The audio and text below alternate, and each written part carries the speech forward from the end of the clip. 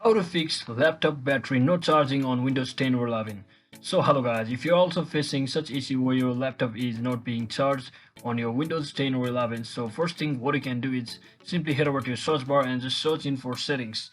And once you go inside your settings, you can see there's a search settings. Again, once again click on the search bar and just simply search in for troubleshoot settings. So just tap on this and basically you have just have to tap on this additional troubleshooter from over here.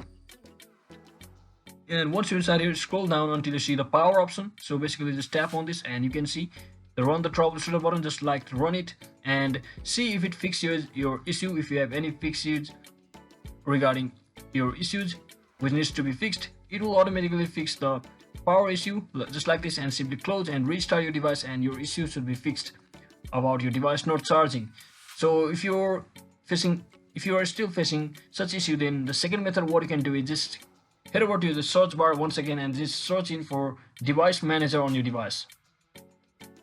So once you head over to device manager, simply click on this batteries option, elongate this and make sure you update this by simply right clicking on your device and just click on the search automatically, and it will automatically search for the best driver for it to update it online.